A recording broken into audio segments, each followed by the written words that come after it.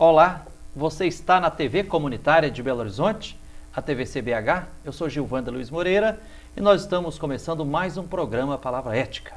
Aqui no programa Palavra Ética, semanalmente, nós tratamos de diversos assuntos relativos aos direitos humanos, nas várias áreas. Direito à saúde, à educação, ao meio ambiente sustentável, equilibrado, à paz, à segurança e também à educação.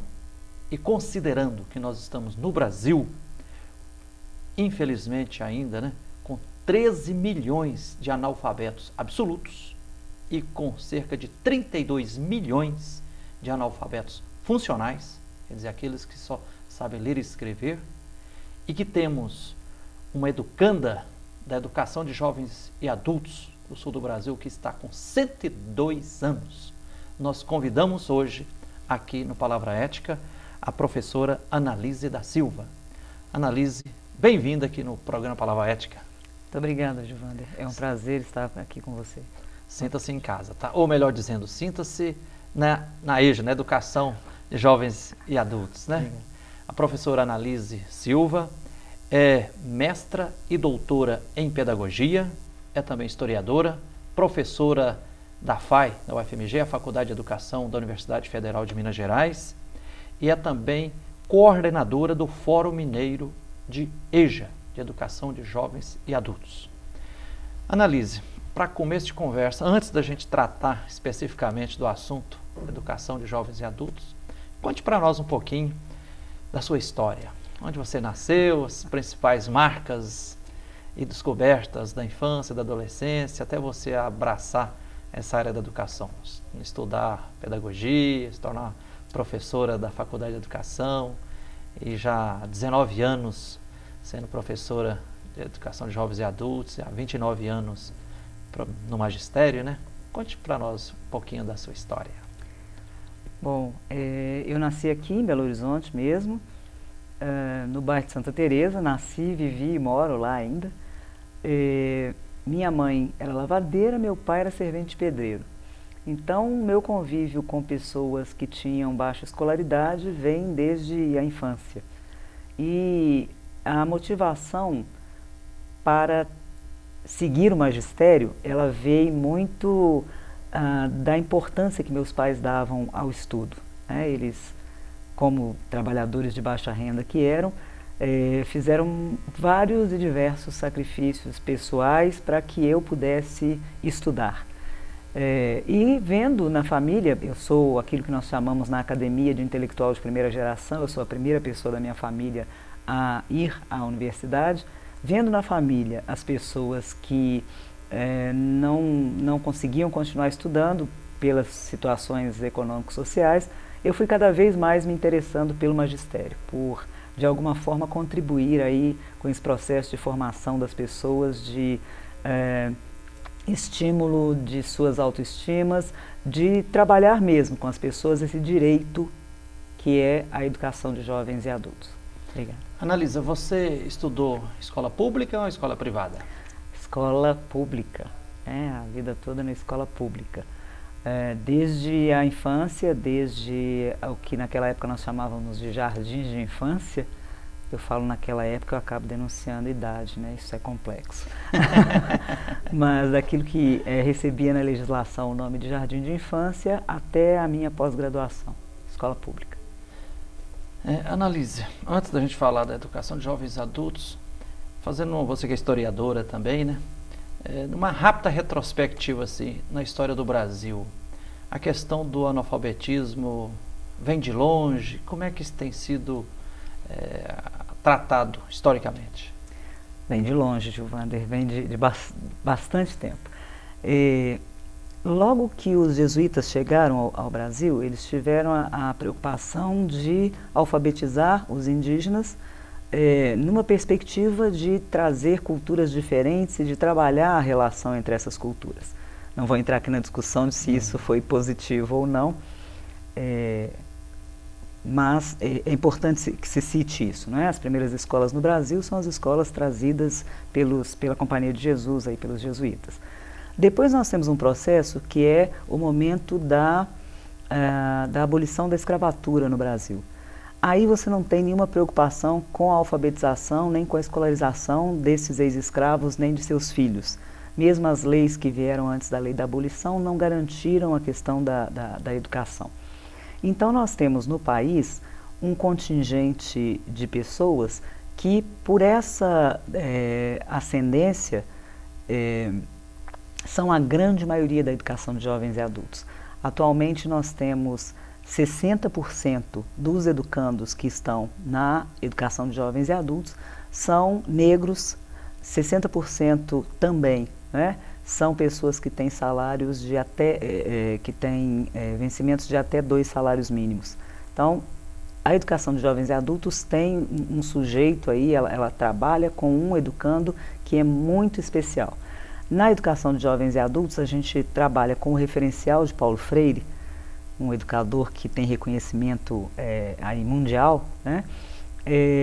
Só que aqui no Brasil ele é menos lido e menos adotado do que em outros países, infelizmente. E isso tem tudo a ver com o fato de termos nesses nossos pouco mais de 500 anos de história, nem 70 anos de democracia, né? Nós vivemos sobre regimes totalitários, autoritários, regimes não democráticos durante a maior parte de nossa história. E esses regimes geralmente não se preocupam com como é que está a situação daquelas camadas menos desfavorecidas da sociedade. Então, assim nós temos cada vez mais na história do país a educação de jovens e adultos se apresentando como uma necessidade, mas não tendo um retorno, né? Até atualmente o retorno, você mesmo informou aí os dados inicialmente, o retorno é muito aquém daquilo que é o necessário. Nós temos indícios de ações de alfabetização de adultos já desde o Brasil colônia, aqui no Brasil.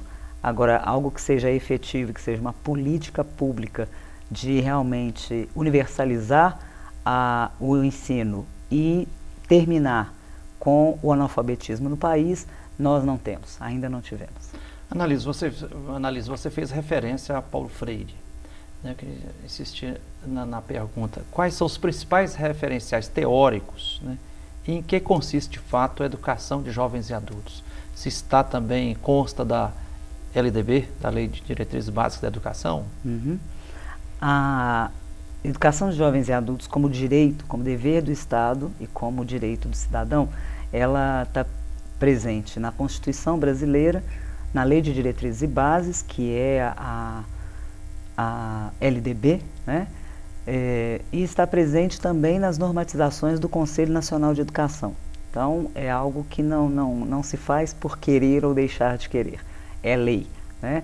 E deveria ser cumprido como lei que é. Em relação aos referenciais teóricos, o referencial teórico da educação de jovens e adultos é muito pautado nas reflexões de Paulo Freire, quando ele começa a fazer a discussão e ver a importância e a necessidade de que os trabalhadores rurais, principalmente aqueles do Nordeste, com os quais ele trabalhou mais de perto, né, tivessem acesso a esse direito. Dentro dessa linha, que é a linha da educação libertadora, Paulo Freire discutia a importância de se entender a educação como um direito que se exerce para se obter outros direitos. Ou seja, a educação não tem um fim em si mesma. Ela é um direito por meio do qual eu vou acessar outros direitos. É a partir do momento em que eu sei ler, escrever, interpretar e compreender a letra, né, que eu dou conta, por exemplo, de saber onde é que eu estou sendo lesada em meus outros direitos. Que eu dou conta, por exemplo, de saber qual é o instrumento que eu preciso acionar para garantir um direito, seja ele um direito civil, seja ele um direito pessoal, seja ele um direito... Quer dizer, o objetivo da EJA, Educação Jovem e Adulto, não é apenas o letramento. Não é. Mas é crescer em consciência e emancipação humana. Exatamente, exatamente. Paulo Freire dizia, e é importante deixar claro que Paulo Freire não criou a educação de jovens e adultos. Ele fez uma releitura do que seria possível se trabalhar em termos de Brasil. né, bem anterior a Paulo Freire. Nós temos outras propostas e outros pensadores, outros teóricos que discutem já a educação de jovens e adultos em outros países. Nós vamos ter, por exemplo, depois das revoluções e depois das guerras civis, é muito comum que algum educador no país comece a discutir o como é que nós vamos fazer agora, né? Saímos de uma situação de opressão, estamos indo para outra situação, e o que a gente faz agora com esses adultos e esses jovens a quem foi negado o direito lá na infância, lá na adolescência, da educação, né? Vygotsky fez isso, é algo que não vem da agora, não é Paulo Freire quem cria a educação de jovens e adultos, vem de longe. Analisa, quem pode estudar numa turma de EJA? Bom, atualmente, pela legislação, todo mundo que tenha mais de 15 anos de idade e que não tenha cursado as séries ou que não tenha sido alfabetizado no período em que a legislação diz que é o correspondente à idade. Hoje, por exemplo, a alfabetização começa a partir dos 6 anos de idade pela legislação. Sendo assim, todo mundo que a partir dos 15 anos não cumpriu essas etapas aí, tem o direito de ir para a educação de jovens e adultos. Tem piso, 15 anos, mas teto de idade não tem? Não tem teto, não tem teto. Inclusive, sempre é hora, a educação ao longo da vida, sempre é momento. E tem educanda com 102 anos? 102 anos no sul do país. Nos últimos registros que a gente tem, e é importante deixar claro que são os registros oficiais, né? Isso é aquilo que foi possível se apurar em termos de censo. A educanda mais idosa que temos tem 102 anos, é do sul do país. Que beleza, hein? Beleza. Analise, EJA, Educação de Jovens e Adultos, é diferente de supletivo? É muito diferente, Wander. Eu diria que é mais do que diferente, eu diria que é antagônico, eu diria que é contrário. Por quê? Porque o supletivo ele trabalha com uma lógica que a gente já teve no Brasil durante muito tempo, que era a lógica da compensação. Ou seja, se você não estudou antes, agora você vai estudar, mas vai fazer isso de uma forma minimizada, de uma forma aligerada, de um jeito simplificado. Então, se você não fez 5ª, 6ª, 7ª, 8ª série, agora você vai fazer isso tudo em 1 ano. Agora você vai fazer isso tudo em 6 meses. A compreensão, essa é a compreensão da lógica do supletivo, é a compreensão da lógica de programas do tipo do Mobral. Parece que o objetivo principal é adquirir o título. O título, é a certificação, exatamente, Wander. É bom conversar com gente que entende direitos humanos, viu, moço? Fica mais fácil da gente dialogar. Exatamente. E em relação à educação de jovens e adultos, nós entendemos que é direito do cidadão estudar. Ele precisa da certificação para o trabalho? Que ótimo que ele obtenha essa certificação. Mas é direito de todo cidadão ter acesso ao conhecimento que a história, que a pesquisa, que a ciência já construiu até hoje. Não é porque ele teve isso negado quando ele era criança ou adolescente, que agora nós vamos negar de novo e vamos dar ali um ensino bem aligerado, bem rapidinho, para que ele consiga um certificado. Nós entendemos que o mundo do trabalho dialoga constantemente com a educação de jovens e adultos, mas é fundamental que esse educando dê conta de fazer a leitura do mundo, para depois fazer a leitura da escrita. Isso para nós é uma questão de direito. Ok, Analisa, a prosa tá boa, mas nós vamos ter que fazer um pequeno intervalo. Nós estamos hoje aqui no Palavra Ética entrevistando Analise da Silva, que é mestra e doutora em pedagogia e também historiadora, professora da FAI, da UFMG, e coordenadora do Fórum Mineiro de EJA. Nós vamos a um pequeno intervalo e voltamos já já para continuarmos essa prosa aqui sobre educação de jovens e adultos. Nos espere aí.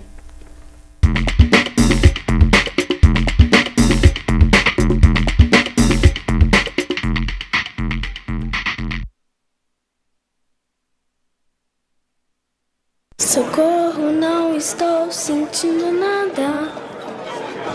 Não vai dar mais pra chorar, nem pra rir. Socorro, alguém me dê um coração, que esse já não bate, nem apanha. Por favor, uma ajuda pequena, qualquer coisa que se faça, um aviso, um telefonema. Socorro, alguma rua que me dê sentido. Em qualquer cruzamento, acostamento, encruzilhada. A exploração sexual de crianças e adolescentes é crime. Se você presenciar qualquer ato desse tipo, denuncie. A ligação é sigilosa e gratuita. Com a sua ajuda, podemos mudar o destino de muitas crianças.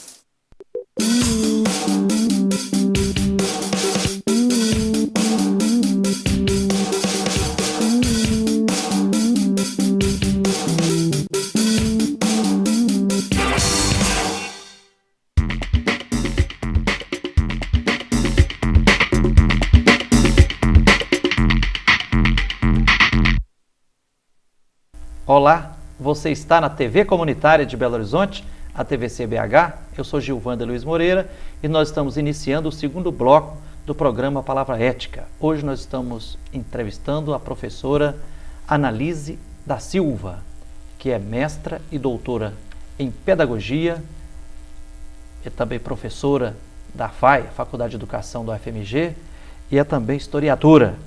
E a Analize da Silva é também coordenadora do Fórum Mineiro de EJA, de Educação, Jovens e Adultos. Sem contar que é mamãe de João Pedro e Paulo, né? Sim.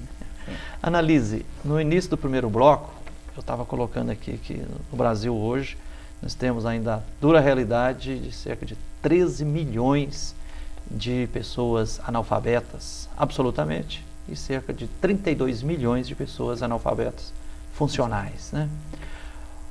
A educação de jovens e adultos já está atingindo um grande contingente desse mar de analfabetos que ainda existe no Brasil?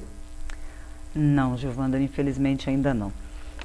Nós temos algumas questões que fazem com que a oferta da educação de jovens e adultos seja bem menor do que a demanda, ou seja, você tem muito menos vaga do que gente nessa situação de analfabetismo.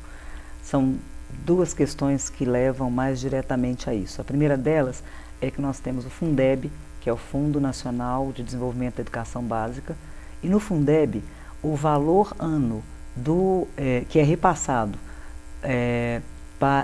em relação a cada educando de EJA, ele vale 80% do valor que é repassado em relação a cada outro estudante na equivalência da série, do ano, do ciclo em que o educando da EJA está estudando. Com isso, o que nós temos por parte de uma quantidade significativa de gestores no país? Os gestores não investem na educação de jovens e adultos. Então, o que eles fazem?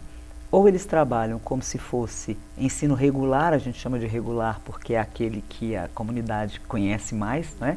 Ou ele trabalha como se fosse ensino regular, mesmo sendo, na prática, educação de jovens e adultos, ou ele não atende, simplesmente não atende a demanda. Qual que é o problema de se trabalhar com ensino regular em relação à educação de jovens e adultos? O adulto ou idoso, né, trabalhador, ele ficou o dia inteiro na lida. Então agora não dá para dizer para ele que às 19 horas bateu o sinal da escola e o portão está fechado, né? Nós ouvimos dos educandos, eu trabalhei durante 19 anos, faz 2 anos que eu saí de sala de aula de educação de jovens e adultos na rede municipal de Belo Horizonte. Nós ouvimos o tempo todo o educando dizendo assim: mas professor, eu vim suado do trabalho, então eu precisei passar em casa, tomar um banho, e eles vão cheirosos, vão todos, né?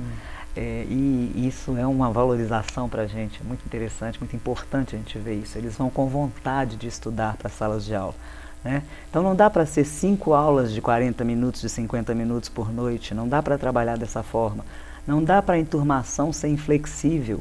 Então é importante que um dia a gente tenha a turma formada só pelas mulheres daquela escola, um outro dia que a turma seja formada, os mais jovens separados dos mais velhos, no outro dia que estejam todos plural juntos. E diversificada. A experiência precisa ser bastante diversificada.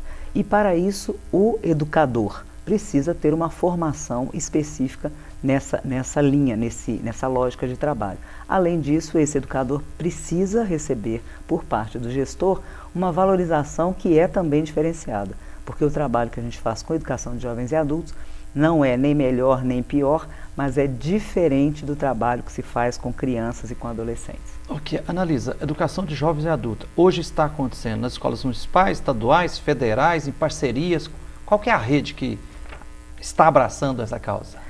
Hoje nós temos educação de jovens e adultos acontecendo nas esferas públicas, em nível federal, estadual e municipal. Temos acontecendo no Sistema S, o SESI, o SENAC, o SENAI, trabalham com educação de jovens e adultos. Nós temos educação de jovens e adultos hoje acontecendo por meio dos movimentos sociais. O MST trabalha com educação de jovens e adultos, a Economia Solidária trabalha com educação de jovens e adultos. Onde mais que nós temos educação de jovens e adultos? É uma rede grande, É uma rede enorme. Nós temos também pessoas que trabalham com educação de jovens e adultos de uma forma voluntária, sem estarem ligados a nenhuma dessas instituições. Não é o ideal, mas enquanto o gestor público não abraça tudo que é obrigação dele enquanto gestor, nós temos aí sim pessoas que individualmente têm desenvolvido essa atividade. Analisa, o nosso tempo aqui voa, eu quero te fazer várias perguntinhas pequenininhas, mas importantes, né? Tá bom. O que é preciso fazer para estudar na EJA, para entrar na EJA? Ah, tá. Você que quer continuar seus estudos, ou você que quer começar seus estudos e que tem mais de 15 anos de idade, deve procurar a Secretaria Municipal de Educação do seu município. É lá que você vai conseguir. E se você não conseguir, aí você procura o Ministério Público da sua cidade e denuncia, porque a prefeitura tem que ofertar. A lei é clara. É um direito, né? É direito. É direito do cidadão e dever do Estado. É complexo, é complicado, o gestor às vezes tem desafios mais problemáticos para poder resolver isso. Às vezes acontece, mas é função do gestor, para isso é que ele foi eleito, não é? Com o seu voto, cidadão, não é? Então, ele é que tem que ver como é que ele vai fazer para responder a esse direito que é seu. Ok, Analisa, o que o jovem ou adulto encontra ou pode encontrar na educação de jovens e adultos? Bom, são vários os aspectos, né? Nós estamos ali lidando com trabalhadores que estudam. E isso é completamente diferente de lidar com estudantes que às vezes trabalham. O sujeito que estuda na educação de jovens e adultos, ele é um trabalhador. Então ali ele vai encontrar desde seus pares, que são outros trabalhadores, até um outro trabalhador com quem ele vai partilhar saberes, sabores de vida, né, que são os educadores, e vai encontrar também a construção do conhecimento, porque a ideia é essa. A ideia não é que a educação de jovens e adultos seja um lugar onde se reúnam pessoas para socializar. Elas vão socializar sim, com toda certeza, não é? Mas elas vão estudar. A educação de jovens e adultos é educação, não é ensino, é educação. E aí todos os saberes dessas pessoas que são jovens, são adultas, já têm uma vivência e que são trabalhadoras, e aí entendendo, gente, que trabalhador não é quem tem carteira assinada. Trabalhador é todo mundo, é quem está no trabalho informal, é quem está no trabalho... todo mundo trabalha, está procurando trabalho, então você é um educando da educação de jovens e adultos. Analisa, e se uma pessoa que tem uma idade mais avançada e diz, por exemplo, assim, ah, mas eu já sou idoso, já sou idosa, não consigo aprender mais. É possível aprender um idoso, conforme tem aqui, nós citamos no primeiro bloco, né? Uma educanda que está com 102 anos. Tem muitos exemplos de pessoas idosas se desenvolvendo e com o olho brilhando na EJA? Muitos, Gilvander. E o mais interessante para que essa pessoa, né, que está pensando lá, será que eu consigo ainda aprender alguma coisa? Né? Eu ouvi tanto dos pais na infância, depois do marido, depois dos filhos, que não, já está velho, não vai aprender nada. Né? A gente costuma dizer, nos fóruns de educação de jovens e adultos, que o mais interessante para essa pessoa é ela pensar o seguinte: até aqui, eu me mantive, eu criei filhos, eu eduquei netos, eu trabalhei. O que é que eu não dou conta de fazer? Exatamente. Ela dá conta. Impossível não existe. Não existe impossível. Não existe. O impossível não conta, existe. dá conta. E aquilo que você disse é fantástico, que é o momento em que a gente vê o olhinho do educando brilhando e dizendo assim, ah, mas era isso? Eu pensava que era tão difícil. É, exatamente. É gostoso de ver esses testemunhos, Com né? certeza. Analise, educação de jovens e adultos acontece só à noite? Ah, Giovanni, boa pergunta. Olha só. Infelizmente, né, a gente trabalha com uma ideia na educação aqui no Brasil, de que durante o dia só as crianças devem estudar. Aqui, os jovens, né, vão para a noite, os adultos que aparecerem vão para a noite, e isso desrespeita a legislação que fala do direito do cidadão e do dever do Estado. Por que desrespeita? Porque nós temos vários profissionais que trabalham à noite, né? Os porteiros, motoristas de ônibus, as profissionais do sexo, nós temos vários trabalhadores que estão à noite na lida, no seu trabalho. Por que não pode ser ofertada a educação de jovens e adultos durante o dia? Nós temos vários lugares, vários municípios onde já se faz esse tipo de experiência e onde isso já é respeitado. Nós temos também educação, desculpem, nós temos também educação de jovens e adultos que a gente chama de EJA nas prisões, porque nós temos uma população carcerária enorme composta por analfabetos, composta por pessoas que não tiveram na infância e na adolescência seu direito de escolarização respeitado. Então, também nas prisões nós trabalhamos com educação de jovens e adultos. Analise, o nosso tempo está quase acabando, mas tem duas perguntinhas que eu ainda fazer. Você é coordenadora do Fórum Mineiro de EJA, Sim. Educação de Jovens e Adultos. Né? O que o Fórum está fazendo? Quais os principais desafios? E também você, como professora da Faculdade de Educação hoje, né, da UFMG, e que também está participando do comando de greve na UFMG, eu queria que você dissesse uma palavrinha sobre a greve dos professores e das professoras das 60 universidades federais. Ok. Então, Giovanni, primeiro em relação ao Fórum Mineiro de EJA, o fórum é a reunião de 11 fóruns regionais. Se você entrar num link que é www.forumeja.org.br, de novo, www.forumeja.org.br, você vai acessar ali a bandeirinha mineira. Tem todas as bandeiras dos estados lá.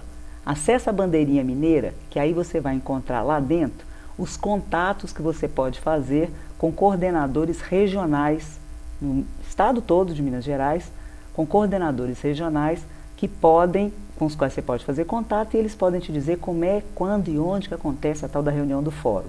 Se você não for de Minas Gerais, você pode acessar na bandeirinha do Brasil, que também tem como você perceber isso lá.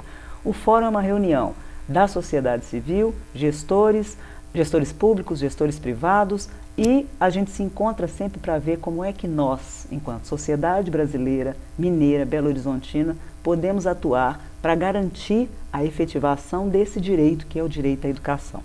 Quanto à greve... Só em apenas algumas frases, porque o nosso tempo está, infelizmente. Quanto à greve, ela continua forte nas 60 universidades públicas do país, ela continua forte nos centros tecnológicos e continua forte porque nós não temos proposta apresentada ainda, infelizmente, pelo governo federal.